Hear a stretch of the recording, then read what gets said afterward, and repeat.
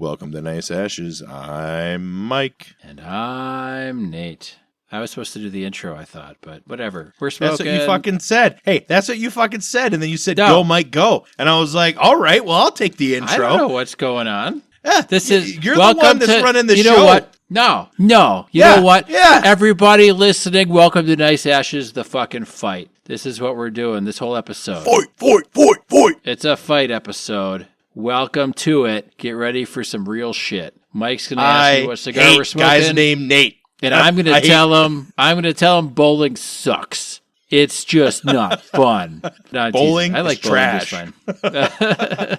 We're smoking the Alec Bradley Project 40, which is an experimental series. I hope to God it's good because the Aaron Gobrach was not. Oh, that was pure misery, and I'm actually really looking forward to this because Alec Bradley does do these experimental cigars.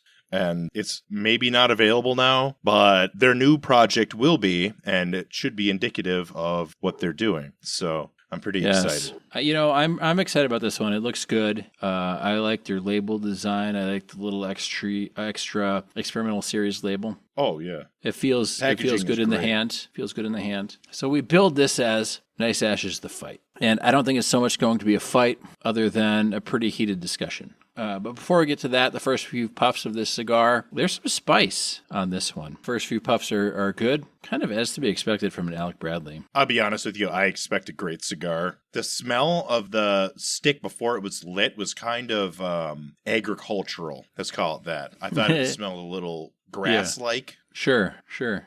It is experimental after all. Who knows what they're putting in these things these days. After a few puffs, this has some spice. Yeah, and I think 100%. This is going to be wonderful. I'm pretty excited. So far, it's been pretty good. And that's like maybe 8 puffs in. Yeah, it's a good start. It starts off strong. Let's put it that way. Yes. We're going to, and I'm not going to banty about. We're not doing any clickbait bullshit. We're talking Dune Machine Crusade, which is the second book in Brian Herbert and Kevin J. Anderson's Dune prequel trilogy. We previously did the Butlerian Jihad, which I was not a fan of at all. It was so bad that had we not already said we're going to do the entire trilogy on the podcast, I would not have read the second book. That's how bad the first one was. I simply would not have done it. Yes. Also, Nate, you forgot what are you pairing your cigar with? Oh, yes. Vim and Vinegar, Hatred for Machines and Humans, and Sierra Nevada Torpedo Extra IPA. I did not go and get a 12-pack before recording several episodes in one night. I am going back to Old Faithful. Got some Guinness. I know it's shocking to everybody. Oh, no. Mike likes bowling and Guinness.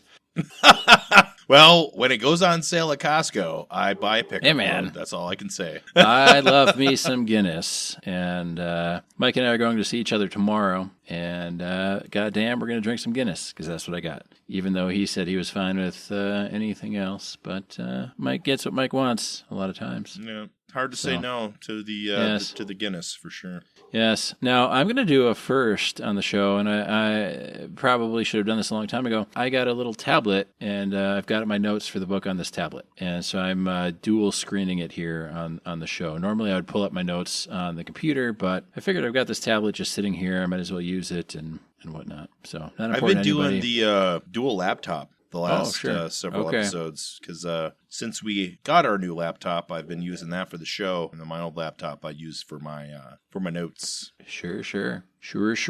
So I guess before we get into notes and shit, let's give a rundown of this book. This is the second book in a trilogy that takes place these fucking years, man. It was 10,000 years before the events of Dune. I believe so. Yes. Yeah, some bullshit. So this book picks up. I think there's a 25 or 26 year jump between the first book and the second book. Yes. And the Machine Crusade or the Jihad or whatever, what have you, is still going on. You've got the same people. You've got Xavier Harkonnen. You've got Vorian Atreides. You've got Serena Butler. Iblis Gimjo. Yeah, Iblis Gimjo. You've got, and we'll talk about more of the characters as we go through. You've got Salim in here, the kind of incorrectly accused, wrongfully accused water thief on Arrakis. And, Tia Holtzman, Norma Senva, her kind of bee of a mom who finds redemption in this story, incidentally.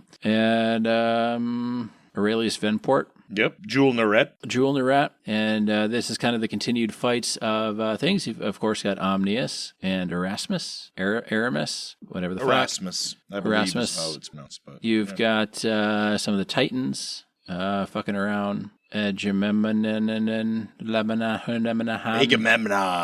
on now. And, Xerxes, Agamemnon, Juno. Yep, Xerxes, Juno. Hecate makes an appearance. Gilbertus Albans makes his Yes. introduction. Fucking weird ass guy. So I don't know how much of the plot, like the plot will come as we go through the notes, because what happened is I read the book and every time I was like, oh, I want to talk about this, I put it in the notes. And so I've got the book, my notes are in chronological order in terms of the book. So do you have anything you want to add about the book before I get into my notes? And then you can refute everything I say and tell me how awesome the book was. Well, I want to start because I know how this is going to go. Do you?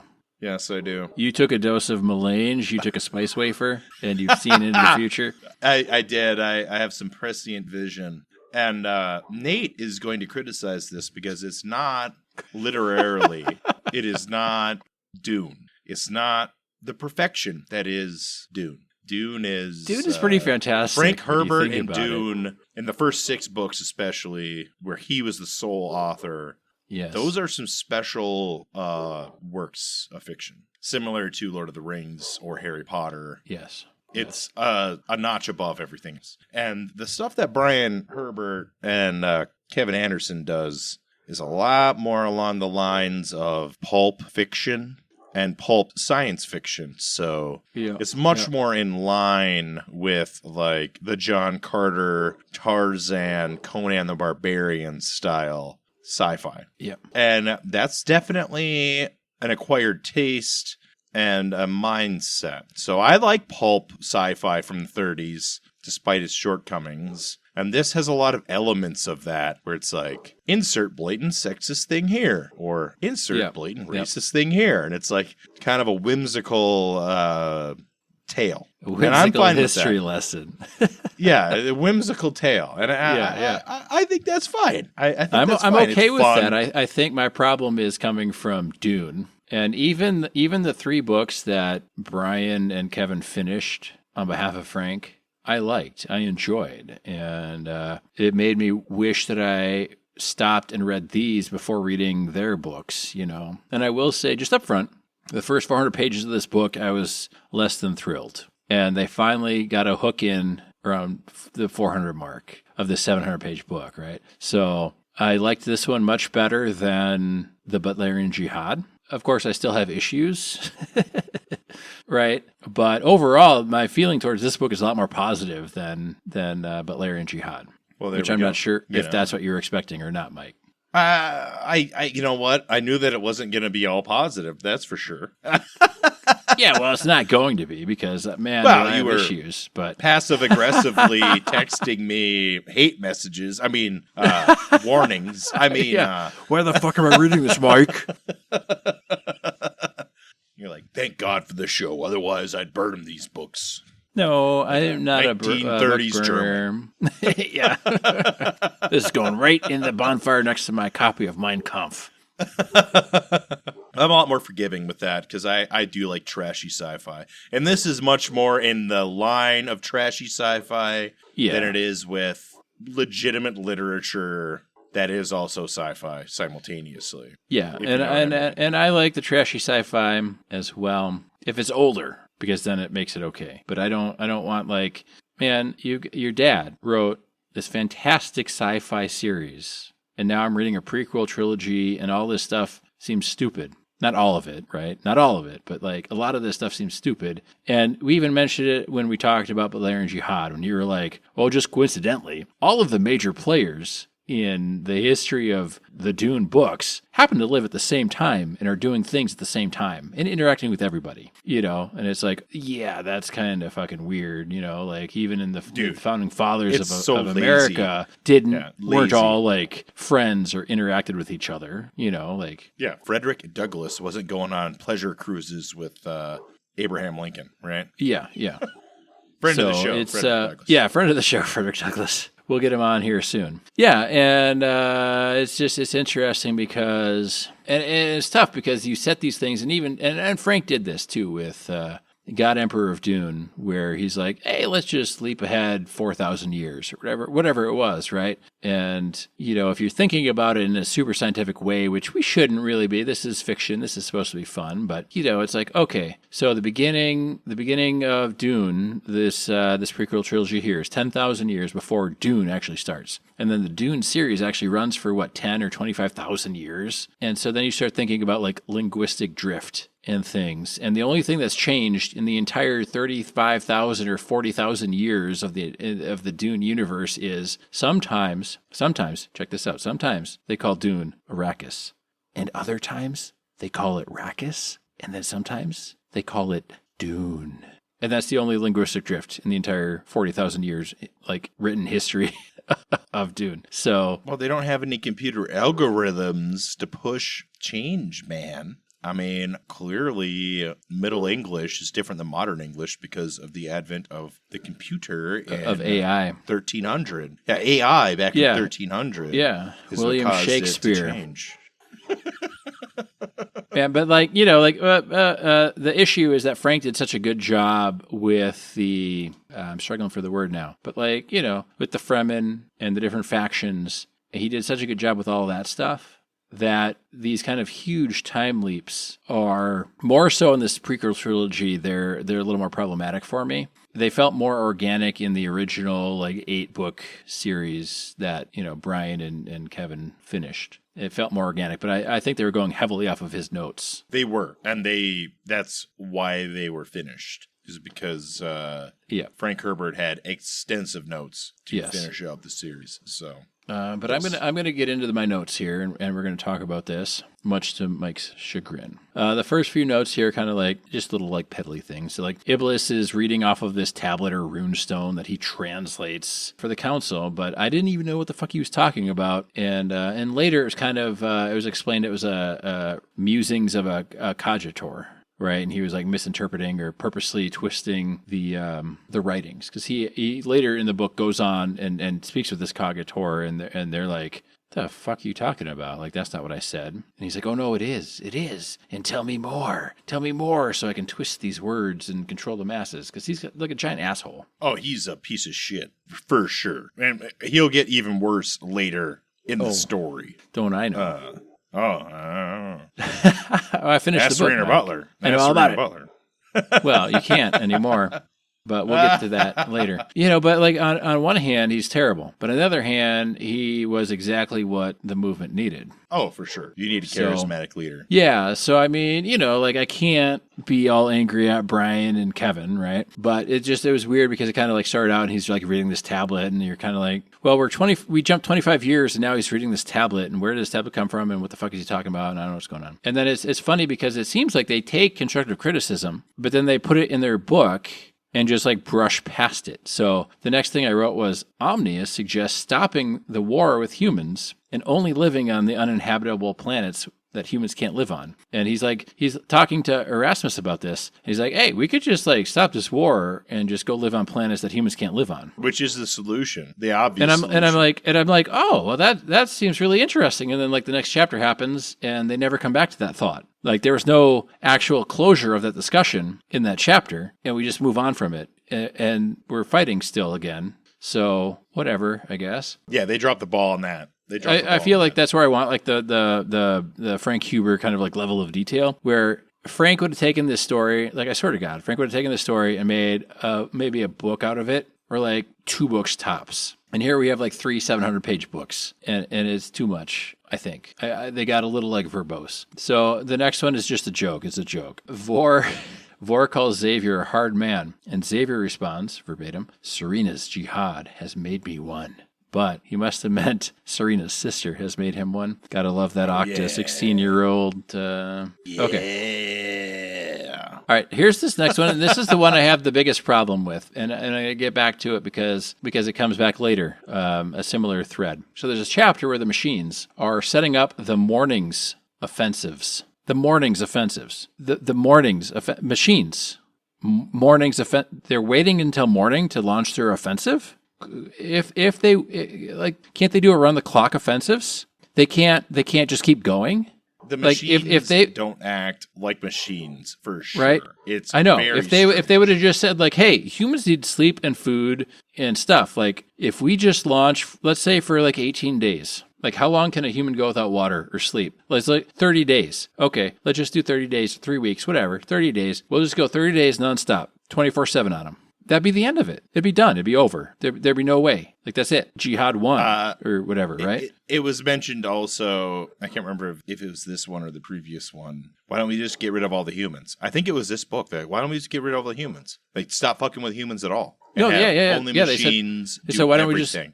Why don't we just go live on uninhabited planets? Why don't we just have machines do everything? And that's the other thing is like, why even have human slaves? It doesn't even fucking matter. Like, why maintain a human slave force at all? It doesn't make any sense. Like, it doesn't make sense at all. Like, what? So Erasmus can do his weird little fucking tests? That's certainly not important if your goal is to obliterate all humans. And why wait for the morning? Oh, we have to wait for the humans to wake up so we can fight them. Well, you sound like you're fighting fucking World War I. Like, we can't fight at night. We're going to pause for Christmas and celebrate with each other. Yeah, that's great. Even and everything, but a machine wouldn't give a shit. They were doing night offensives. Normandy started at night, right? Just stay away. And it's like, and that's all nice and everything, but machines wouldn't give two fucks about that. They'd be like, oh, what's the most effective way to obliterate all humans? Oh, humans have to sleep. So if we can attack them for 18 days, we will win because they will all die of lack of sleep. Right. Machines don't need light to see. That's for sure. No.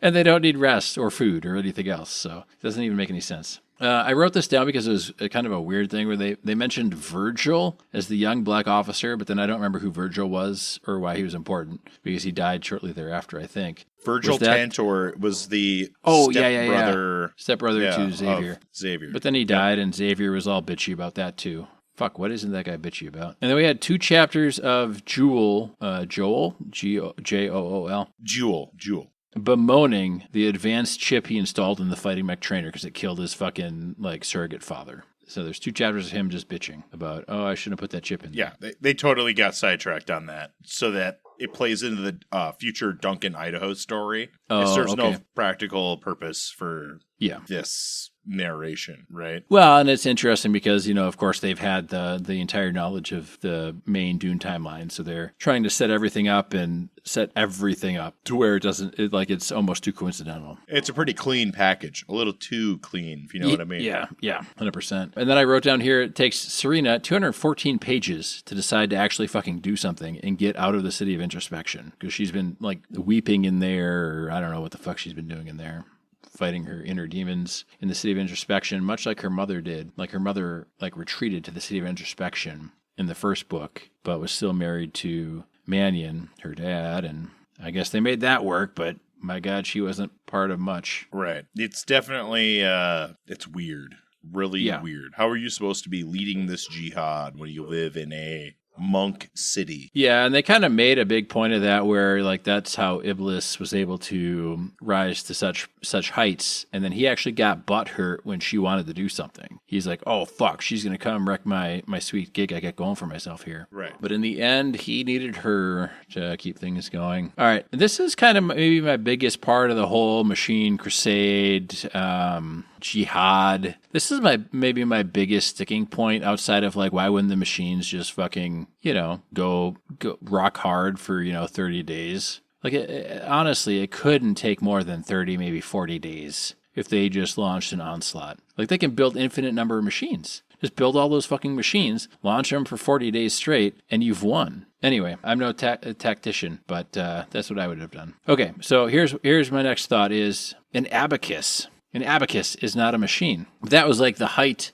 for a long time of mathematics, right? The abacus. And glow globes, I guess, aren't machines. Shield generators aren't thinking machines. if all those things aren't machines, a calculator also cannot be a machine. Like you could have a like a straight up like scientific graphing calculator, and that's not a machine. So why do they have all these fucking slaves running formulas? You have to teach them math, and then you have to assume, much to Theo Holtzman's dismay in the first book, to not sabotage or put commas in the wrong places or decimal points in the wrong places. Like, wouldn't you, like, just a calculator? Like, that can't possibly be a thinking machine. They abacus. definitely didn't have the foresight to understand the level of computing, complex computing that we have today that does not involve quote-unquote thinking machine. Yeah. Right? Like, you can do some pretty complex calculations and complex processes without any level of AI at all. Man, okay, so this was copyright in 2003. I shit you not. I got the book right here, 2003. You're telling me 2003 they don't know a calculator's not a thinking machine? I don't think that's accurate.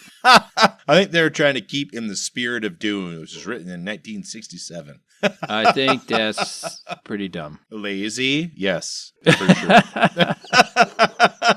Am I the one who's criticizing, or are you the one who's criticizing? That's the real question. Well, I'm just, like, because I like this book. Overall, I enjoyed the book. It, I have issues that I didn't actually take notes on, and we'll talk about kind of later. But those are kind of my biggest gripes. I've got a whole list of them here, But like an abacus, there's zero computer components to that. And you're telling me that if you have to use like pen and paper to double check all of your slaves' work, which Theo Holtzman is too lazy to do, which is why he got into all the trouble he got into, you can't use like an abacus or like even a basic calculator. Like you don't need all of this fancy stuff and AI and actual thinking Why do you have all machines. these slaves putting shit together when you could have machines do it that are just like mechanical? a bobcat, like a mechanical isn't- machine. Yeah, like a bobcat isn't, or a crane. Like they're not Right. Yeah. These guys are doing shit like they do in India, where you have like 100 guys shoveling sand out the back of a truck with fucking number 2 shovels. Yeah. When you could just put a jack in there and literally just dump all the sand out. Like, this is the kind of shit they're describing being done. I know, yeah. Like, yeah. why are we doing Because this? they hate machines, like all machines. Yeah. We don't like any Yeah, machines they except hate glow globes and They suspensor hate platforms. hydraulics. Like, Yeah. what? Like, what? What are you doing? I would have liked a little bit more consistency because it's like, even in Dune, there's no thinking machines. You've got the mentats, right? And you've got the guild navigators. And they function as computers, but they certainly have suspensor platforms and ground cars and everything else. So it's like, let's just sit down and figure out what is and isn't a machine here. Like, let's just Right, like a fucking crane is not... draw your line in the sand and let's figure it out. Yeah. Modern building sites don't have machines that think. But machines do almost all the work to construct a big building. Yeah. And of course they do. Well, yeah, they have to. Okay, so the next thing I thought was, so Norma is working on her full space engines. They mention several times that current space travel is slow, which is why Norma is so excited about her full space engines. So Xavier and Vor, they have all this time to like rest. When they're battling on Portrin and Ix and all these other planets, wouldn't they spend all their time like either fighting or traveling? Like they've got all this time to like go back and visit like Octa, and Vor has time to go visit the Lusitania or whatever. His lady on Caladan. Veronica. Coincidentally, she happens to be on Caladan. The Atreides' home planet. In the town where the fucking castle was built 30,000 years later or whatever. Yeah. So, like, can the machines travel faster, or is there just, like, all this excess time? Like, is most of the time skips because they were traveling in space? Like, hey, this book takes 26 years later from the first book, the space travel. They were just traveling around in space. Like, I don't know how far if you look away at these Xavier's planets children, they like go from being babies to being... Dude, they're all like fucking 60 by the end of this book. Not Right. his kids, Yeah, but like exactly. him and like Vor and everything. And my next one was, they have all these shrines to Mannion the Innocent, and there's a big, like, supposedly shocking reveal at the end of this book where it was not even really Mannion's preserved body, but some kind of, paper mache, whatever. And Xavier's like, what? That's not my son. And Serena's like, I've known for some time, and it's helped, like, keep people excited about fighting. And he's like, well, I guess it's okay. But it's like, that's fucking stupid. Okay, so they've got all these shrines to man the innocent on all these different planets, right? But what, none of those survived the main Dune timeline? Like, there was never any mention anywhere of a Mannion the Innocent in the main Dune timeline. They talked about the Butlerian Jihad, but they never talked about, like, Mannion the Innocent, who's supposedly, like, the rallying cry of Well, he's a new creation for the series. I understand that. I understand. They got to come up with new ideas, man. Well, tying everything ever mentioned in the original books into this 3-book series. We've got new ideas, I promise. Mannion the Innocent. Also, everybody you've ever heard of ever is in these 3 books. So buy them now. Yeah, every group all summed up right here. Yep.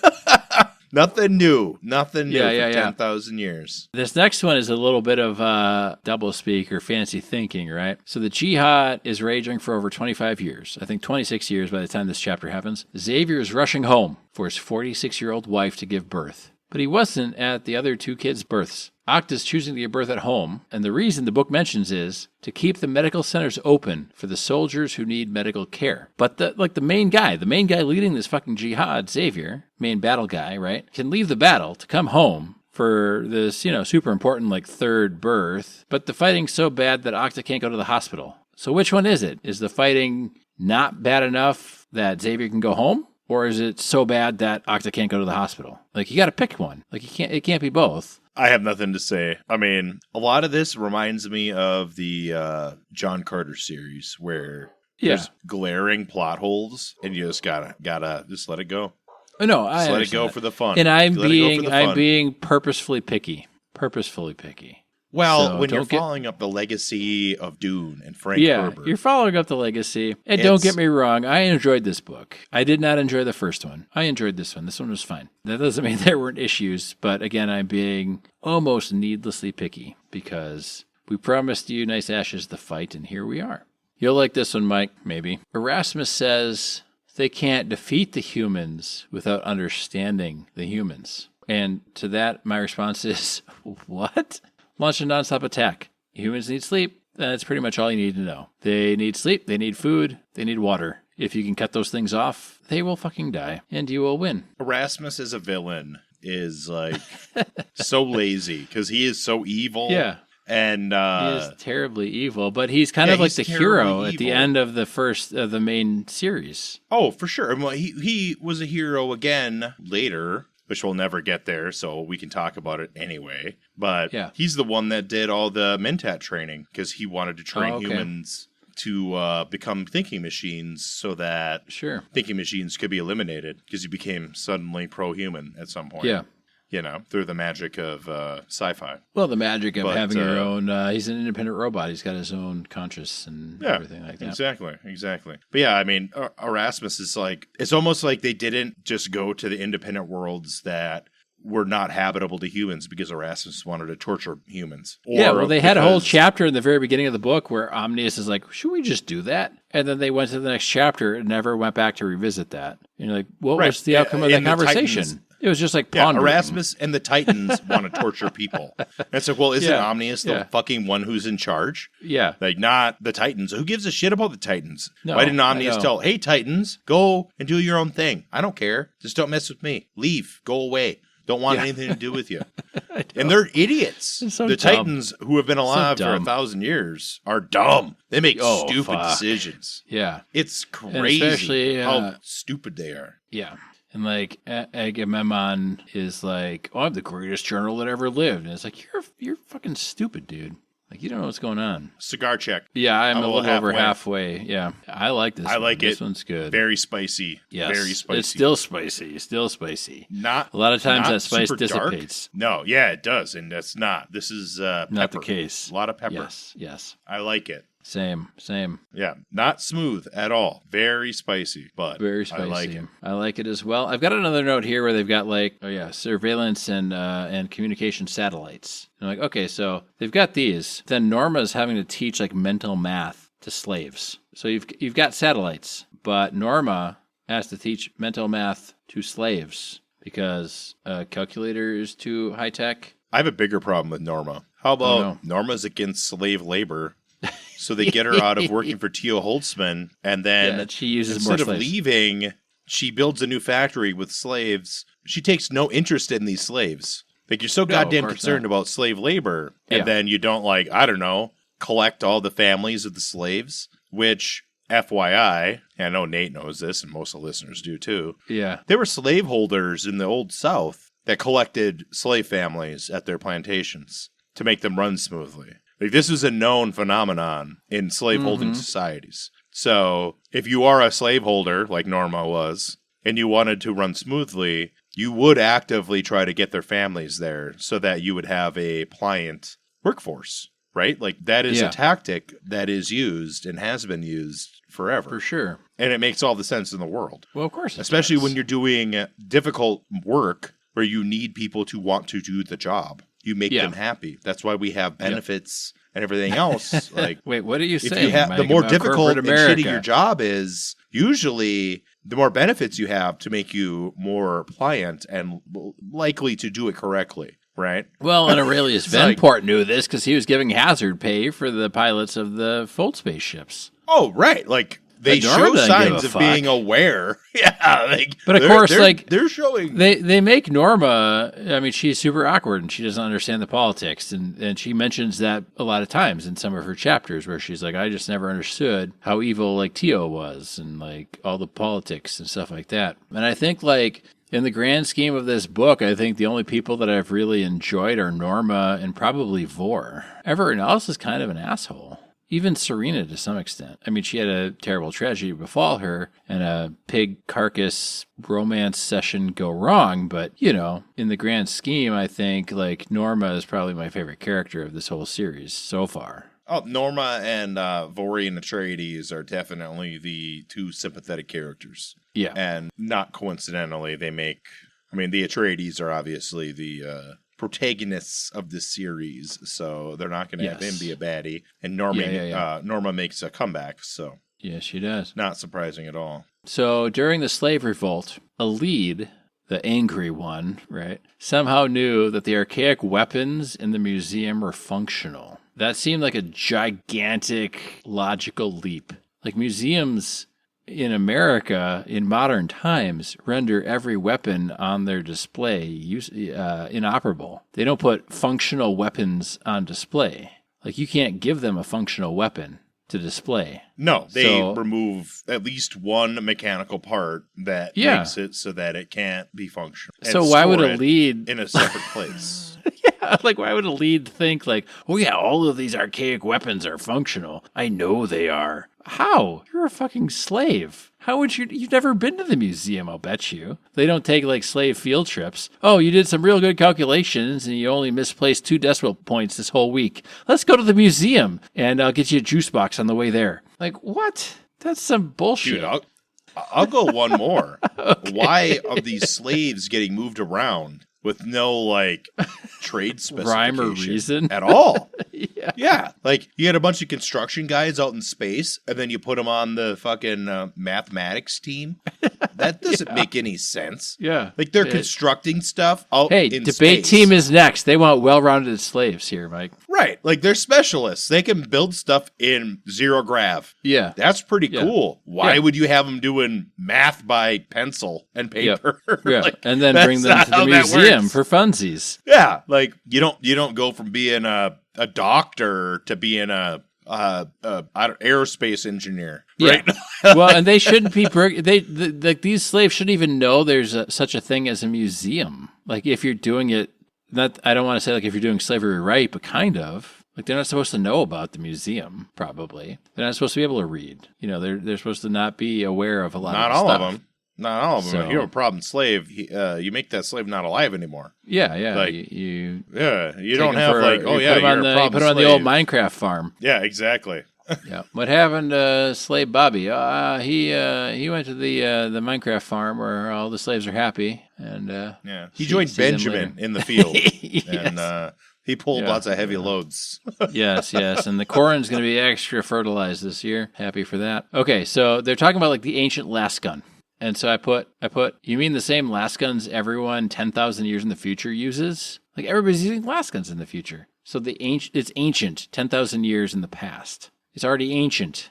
And then people are using lasguns in the main Dune timeline. It doesn't make any sense. I did have a question, and I should ask Norma this. So the fold space ship can travel through fold space without ever taking off, right from the floor of the hangar, which it did. It literally did. And I suppose it wouldn't matter. And that's probably more of like a sci-fi hangover from all the other sci-fi films I've seen, right? Like you can't warp off of the planet. You need to be in space to warp. But the fold space, I mean, it makes sense. It can fold space anywhere it is. It doesn't have to be in space. It could be on the floor. It could be on the ground. It doesn't have to be in space. And in the main Dune timeline, the ships are so massive that they can't land. Yeah, they don't go into orbit. They don't go onto the planet because they're too physically large. Yes. That's the idea. Yeah. And then my next quote was, at least Tio Gott was coming to him, because that was when Alid fired the last gun at Tio's personal shield generator, which we all know creates an atomic blast. Obviously, only a slave would know that.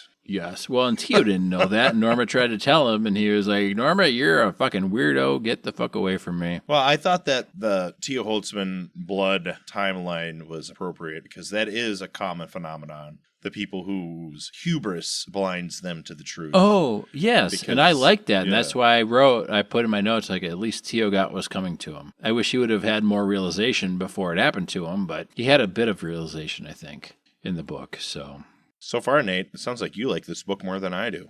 Well, we're going to get into that because I've still got notes left. Okay, Vor went and he put a little bit of malware in the Omnius update that Surratt is flying around delivering. Because that's what he used to do with Surratt, is they deliver the update spheres. Vor is worried about the date of Surratt after I don't know if it's date or data, after Surratt, after he delivered the corrupted updates, claiming that if Omnius destroyed Surratt, it would be grossly inefficient, but a waste of resources, because Vor cares about Surratt. And Surratt cares about Vorian, yes, as we find out. As we find out later. But I don't think Omnius really gives a shit about one courier droid, because several times in the book, Omnius is like, well, I can just make more droids, or I can make more machines, or whatever. So I don't know that it's really like a huge thing. So it's kind of strange to me that they would even let Surratt keep functioning after he did that. He delivered like this corrupted update sphere to I don't know how many planets and shut down like 5 or 6 planets. You also have to remember that he mind melded with Omnius. Erasmus. Yeah. And Erasmus cleared him of any guilt.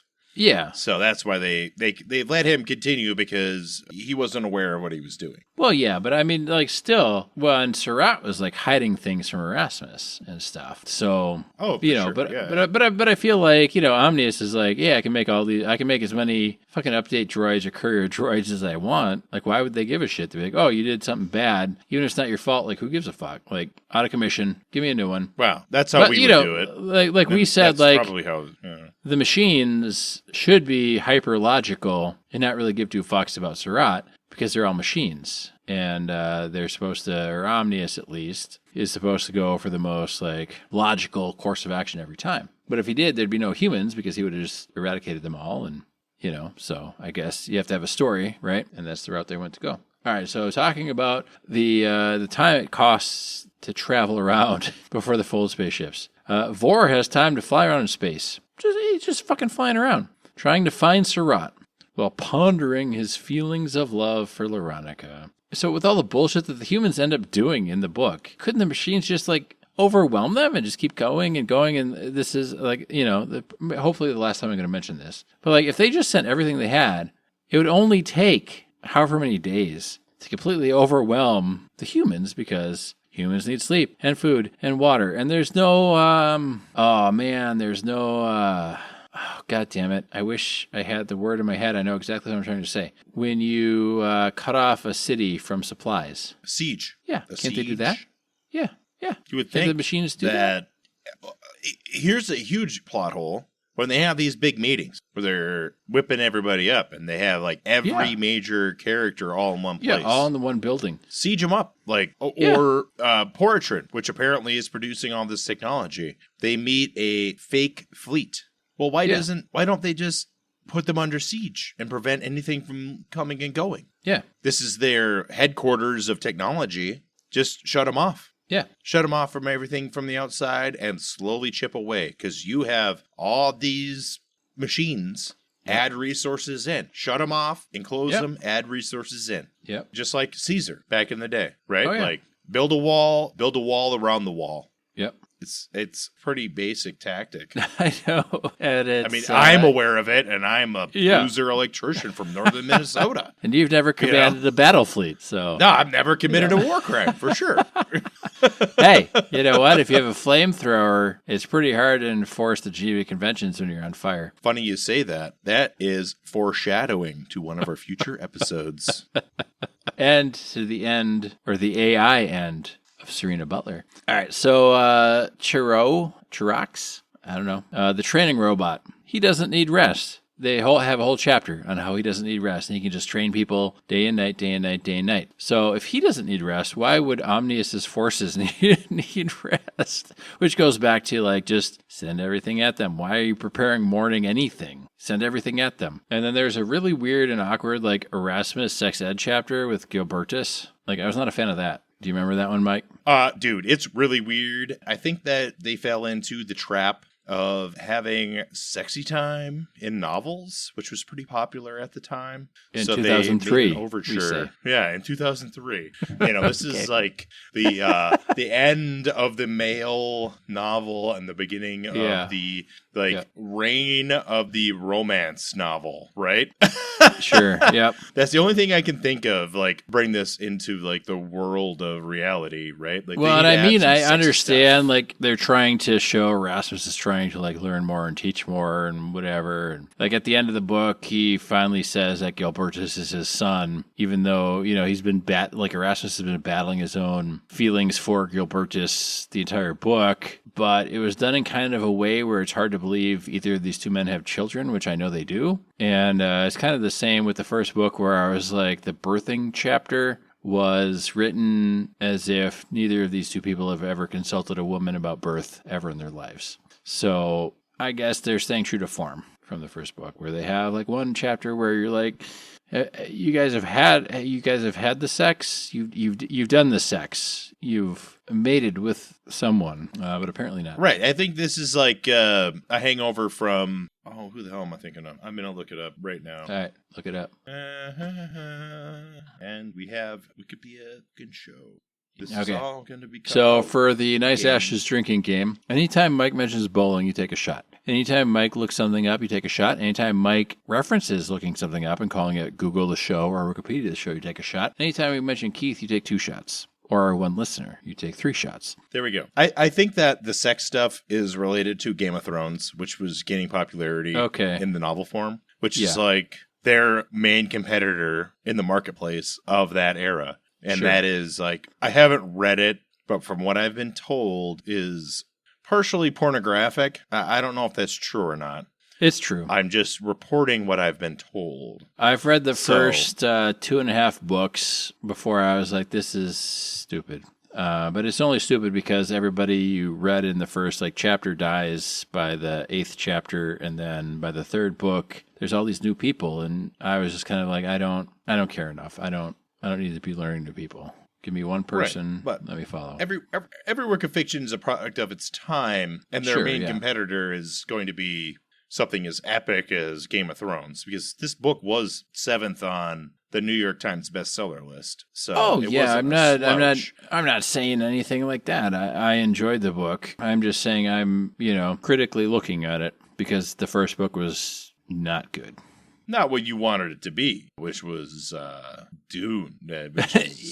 Which is the title. One of the greatest books of all time. The Butlerian Jihad. Well, don't put Dune so big on the cover if you're not going to write it like Dune. Right. I mean, again, they're writing on the shoulders of giants, all that. Yeah, I get it. And they did a decent job with the last 3 books of the main series or whatever it was, so... I can't fault them necessarily for wanting to do their own thing, or maybe they had a bit scraps here and there of notes for these ones. I don't know. So my next note is 570 pages in the edition I was reading, and there's another jump ahead in time. So now it's suddenly 36 years of jihad going on. And sometimes they leap years within chapters, And so like a chapter is like, okay, so it's been a year and everybody's a year older. And then sometimes they do like a big title page and it's just jumped a year in the future. And it's not really that consistent. So it was kind of a little confusing to me because the time jumps in this trilogy so far have been kind of very disorienting. And yeah, it's not like Frank Herbert where it's like concise story at this point in time. Well, Jump and forward, even next like book, concise story at this time. And then yeah, but I mean, even in like Dune, it was kind of 8 explained. years. Paul spent 8 true. years, but it was like one chapter. But it was like, oh yeah, my son's 8 years old now. And then he was fucking murdered by the whatever, right? Like, but he did it the evil Harkonnens. Yeah, in an organic way. It was an organic time jump. It wasn't like a big title page sometimes, and sometimes just like a sentence in a chapter. So they weren't very consistent with it. My next thing is I was not a fan at all of Serena forcing her way into Aurelius Venport and Norma Serva's, or Norma Venport. I don't know if she took his last name, but they married. She changed her whole body and everything, and she unlocked her potential when she was being tortured by one of the Titans, Xerxes, and was able to basically lobotomize him with her energy. Or kill him. You wiped him out. It was the other one. Oh, yeah, it was the one that Hecate was firing upon that was lobotomized, kind of. But she took out Xerxes, and she rebuilt her body and unlocked the full potential of her bloodline, whatever it was. Well, yeah, but the fucking Bene Gesserit. Oh, yeah, yep. Yeah, coincidentally, the witches somehow of Crusade everything just happened. Everything crazily. just happened right here in this book. With everybody you ever thought you could hope. But yeah, I didn't like Serena doing the eminent domain on Venport's fold spaceships. No. Okay, and then Aurelius Venport is supposedly whose biggest fan and biggest supporter? Norma Semba. Yeah! And Aurelius is calling them Holtzman engines, but Holtzman didn't invent them. He put forth a formula that Norma extrapolated to do this thing. So wouldn't they be Senva engines or Norma engines? You would think so. It's almost like they were called Holtzman engines and then they shoehorned in a different story after the fact. Weird. I wouldn't have thought that would have happened. I was kind of hoping that instead of just like this lazy, and you've said this, not me, but this is my first time calling the writing lazy, that because they were called Holtzman engines in the original Dune series, that they're just casually making Aurelius call them Holtzman engines here so they don't have to worry about it. But I thought they were going to do something where it was like Holtzman or Blood or Lord Blood was suddenly somehow survived the blast on Poratrin and claimed something, right? Because Aurelius negotiated this huge fucking patent deal with them, and they were going to come back and say, well, either give us a percentage of the stuff, or you have to call them Holtzman engines, and then have like one last like little fucking like fuck you, right, from Holtzman. And but no, it's just randomly Aurelius calling them Holtzman engines instead of Norma engines, right? So I was a little disappointed in that. And I guess the next one is like Lauronica, after she found out she was pregnant by Vor, married like this guy that was, I guess, infatuated with her on Caladan. But he was always a bit character. Like they didn't ever really devote any time to him, and then he fucking dies. I mean, he did like a good job. Like he sounded like a nice guy. They didn't really devote any time to him, and he just fucking dies. So it's kind of like one of those things where why does he even have to exist? Other than we need a 700-page book, I guess. Oh, the Vorian Atreides storyline is ridiculous in that manner. Like, yeah, you're a very important man. You can protect your family if you want to have one. It's not necessary for all this extra bullshit. Yeah, at all. Pretending to be somebody named Verk. I'm just a common worker named Verk, but I speak and act and talk like I'm actually running this jihad, which I also kind of am. Yeah, I'm here to build this massive military base, and just magically I can go to the town next door, and nobody knows who I am, even though and I literally am bang whoever I want. Yeah, I am the lord of this planet, and nobody knows it somehow magically, even though I'm running the whole workforce. That's doing everything here. Like, I'm running everything here. But you don't know who I am, somehow. Yes. My face is not everywhere all the time, because we don't have machines, so you would never see me. We don't have television. We have spy satellites, of course, but, I'm an enigma. Yeah. I'm the town next door to the military base, but none of my subordinates ever None come of the here. people are saluting me here in this seedy-ass place where I see several of them here. You guys should be at work, by the way. I don't know why. I'm just a lowly person. You guys need to be at work. Leave now. Yes. All right, and I thought this was ridiculous. This was like the stupidest fucking part of the whole book. Possibly, other than Omnius not just launching an onslaught. The Cogitators go to Omnius for some reason, and they tell him, hey, everyone should just stop fighting. Even though Omnius has been like, hey, maybe we should stop fighting and go to places where humans can't live. Oh, next chapter is happening. Let's keep fighting the humans. Now the Cogitators are here, and they're telling Omnius, hey, you know what would save a lot of like robot lives and human lives? Just stop fighting. And instead of like boiling them in their preservation canisters, Omnius is like, that sounds good to me. Just get the humans to agree. Isn't that fucking stupid? That's fucking stupid.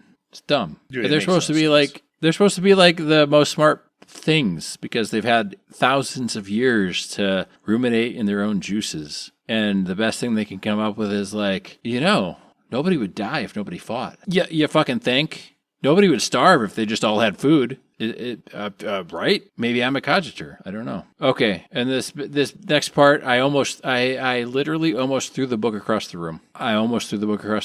This was the worst part of this book by far. 1,000% the worst part of this book. Are you ready for it? I'm ready. Okay. Octa serves bristleback loin chops and gives Xavier a knowing smile about the fucking pig hunt decades ago when he fucked her sister and got her pregnant. With the fucking Pumbaa the Pig fucking session that I hated from the first book. They're making a callback to that. Octa's serving Bristleback and giving a knowing smile to Xavier. Hey, you fucked my sister and impregnated her when you guys fucked by this dead corpse of this same animal. The fuck? Dude, that whole relationship is fucking weird. The whole thing is fucking Not normal. weird. I know. And I'm like, that was normal. the cringiest part of the first book by far. And you guys are making a goddamn callback to it now. And I have to think about, one, the goddamn we're going to fuck by a dead pig scene that was cringy in the first book. Then I have to also think about him deciding to marry like the 16-year-old sister. And then, like, we're doing all this right now again. Right. It's... Again, I think they were trying to compete against the George R.R. Martin universe. They had to have some sexy time. Well, Gotta have sure. sexy time. But as we find out, this was the last meal they ever shared together. And then, so the next sentence I wrote was, fuck, they're killing everyone at the end of this book. Because Salim died like in the middle of the book, the Worm Rider, or the very beginning, or somewhere in there. And then Serena dies because she goes to try and piss off Omnius because that's what Iblis told her to do. And then she ends up not dying by Omnius, but by her own guards because they were instructed to fucking kill her anyway. And then it turns out Iblis grew a gola of Serena.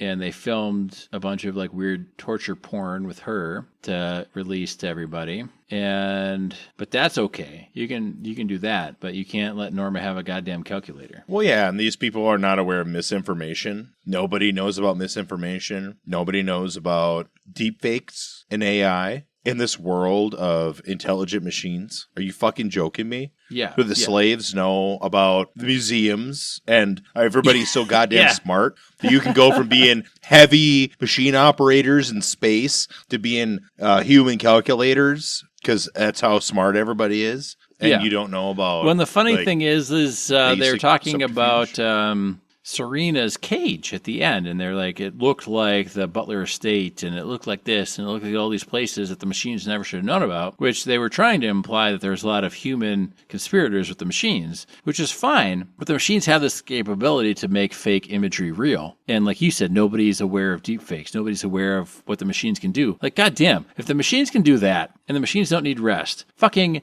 launch an onslaught and send them a bunch of weird propaganda videos, or like what we had to watch in the early 2000s, right? The Gary the Unicorn thing and the orange thing, the orange face guy thing. Like, fuck. Like, send them that and they won't sleep ever. They'll be traumatized for life. Holy shit.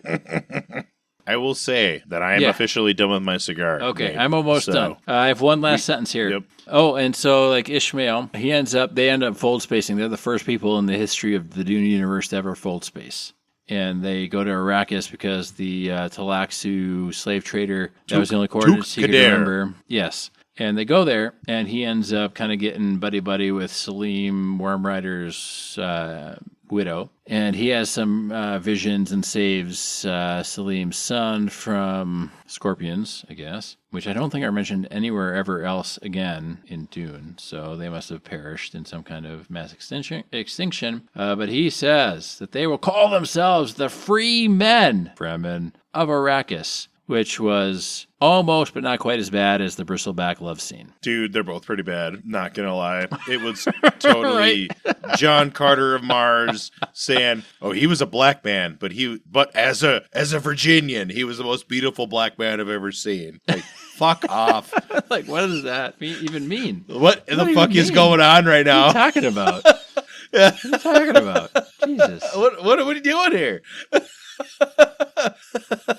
So we didn't mention this, and I'm just about done with a cigar, but Mike's done, so we're going to be done real soon. Real soon, everybody. If you haven't read this episode probably doesn't make a whole lot of sense. But Xavier ends up finding out that the Talaxu farms are not really so much farms in the sense as they are kidnapping people and harvesting their organs and just finding a blood donor which match. is no surprise to anyone. No surprise to anyone. And everyone knew. Not everyone, Everyone but knew. Iblis knew for sure. Serena didn't want to know, which means she probably guessed but claimed ignorance. But Xavier ended up dying by flying him and Iblis into a sun. So really the only people we have going into the third book of this trilogy is Vor and Norma, because Aurelius and Norma's mother, Zufa, ended up dying and taking out Hecate, who I think was trying to help them, but she had other plans too, so maybe it was a good thing, maybe it was a bad thing. Nobody really knows. The book doesn't really give a shit if you know one way or the other. And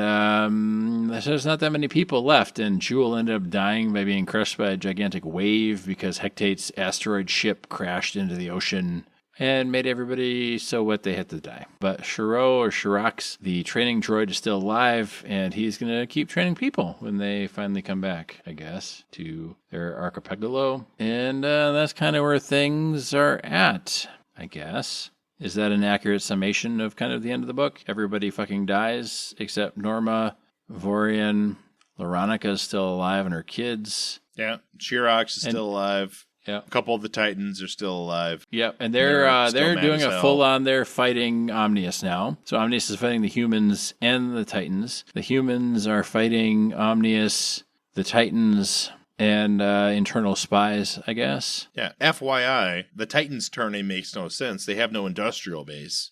Yeah. What the fuck are they gonna do? There's no industrial. Well, they base captured that planet, and they're like, "Oh, we've got plenty of people that were converting a single to planet in 1,000." Like, I don't know, man. What? Like, it doesn't make a whole lot of sense. Or it doesn't make a whole lot of sense. But this book was better than the first one, in my opinion. First one was kind of rubbish. Could have been way shorter. And this one could have been way shorter too, because it was about page 400 out of 760 pages or 70 pages that I was kind of like, oh, I'm getting into this. But that's like a book and 3/4 of a trilogy. So It's like halfway into the trilogy, I'm finally starting to get into it. And it's like, you could have abridged a lot of this stuff. And it could be a 2-book thing. Well, they tried to do the detail of Frank Herbert, but I mean, they kind of got lost in the writing, I guess, right? Like, we have to kind of flesh everybody out before we kill them right before the last book. Doesn't make a whole lot of sense. I mean, Ishmael's still alive, and Salim's wife is still alive, Mara,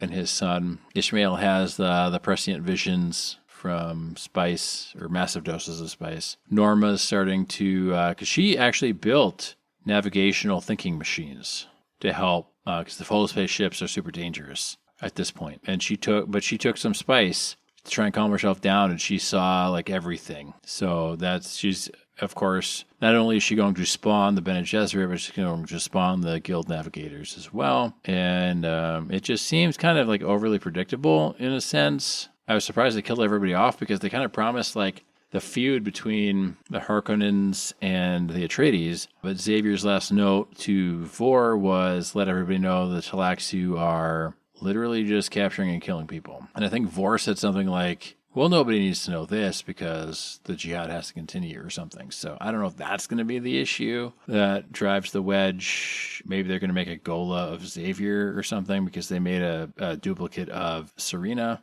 I mean, who knows what's going to happen, but it seems, I mean, who knows the specifics, but it seems like it's fairly kind of predictable, which is kind of a shame. Yes. But I haven't read the last one I think yet. that we're gonna do it on the show. Synopsis of this book, and I'm going to give the synopsis, and this will be definitive, is that if you are a reader and you want to read really good sci-fi, read Dune, Messiah, Children of Dune, go to God Emperor. If you like God Emperor, read Heretics and Chapter House, and then go forward at your own peril, because I like all the Dune books. I've read them all, but it is pulp sci-fi after the original 5. For sure, it is pulp sci-fi. And entertaining, yes, but it doesn't really make sense at a certain point. Well, God Emperor of Dune, and after I read the full main timeline, God Emperor of Dune is the pivotal book in the series. If you can get behind God Emperor of Dune, and that was my favorite book of the whole series, honestly. If you can get behind God Emperor of Dune made me mad multiple times. I was like enraged. And it's like, well, that means that it's a good story. It's like, so good. Yeah, it's so good. Yeah. In my opinion. Yes. But if you get behind that, you should finish out the main timeline for sure. Because I even liked Hunters of Dune and Sandworms of Dune, which were the two written by Brian and Kevin. It rounded out the story. It set the stage for stuff that if you hadn't read this prequel trilogy, you would have no idea who like Norma is, because she shows up at the end of that. And you'd have no idea, but then you go and read these and everything's a little too neat and everybody's there at the same time. And like Aurelius Venport in this book turned into something he wasn't in the first book, right? Like he was like nervous about trying to negotiate with Serena about, oh, you took over my spaceship yards, but I want profits off of it. But now you gave me an award and I feel like patriotic for the first time in my life, but I also want profits. But I also kind of like my wife, but I'm referring to her invention as Holtzman engines. And, you know, it was just kind of like a weird way to sign off Aurelius Venport, I guess. It felt a little dishonest to his character. But I'm not Brian or Kevin. I don't know. Final thoughts on the cigar, Mike? I really like the spice. Oh, it was spicy all the way through it. All the way through. It did not get sour. It didn't get overwhelming. I thought the spice tamed by the end. But it still had that, like, spicy... it was still spicy at the end. Flavor. Yeah, it was still spicy at the end. It just tamed down to where it didn't get overwhelming. It was very pleasant throughout. Yes. I think it's a great cigar. There wasn't a flavor change or anything. No, there wasn't. It was spicy throughout. The spice, it dissipated a little bit. But, it, you know, the last puffs I've taken just now... were still spicy at the end of the cigar. And usually it kind of like the spice leaves by the middle of the stick. So this one, I like this one. Oh, I think it's good. I put 4.25. I think I might amend it to do a 4.5. Yeah, I was thinking 4.5 in my head. Yeah. So yeah, I was looking at the other cigars now that we have reference points. Yes. But all the same, like, I think it's a good cigar. I recommend. Oh, yeah. If you see one of these project series by Alec Bradley on the shelf, buy it. It's worth a try. I'll be buying them. If I see one of these, I'm getting it for sure. I'm excited for future output, and hopefully we try them on the show. So. Yeah, hopefully so. I thought you said this whole season was going to be bad cigars, Mike. What are you doing? Throwing a good one in. That Hell Week is about to begin, my friend. Damn. Well, tune in next week, I guess, right? Yeah, next week is the Tatiana Waking Dream, I believe, is what we're smoking next. Okay. Do they have a fever dream? Because I might be entering it. It is very long and very skinny. I don't know. And it smells like cough syrup. Yep. Well, NyQuil the show next week. No, so.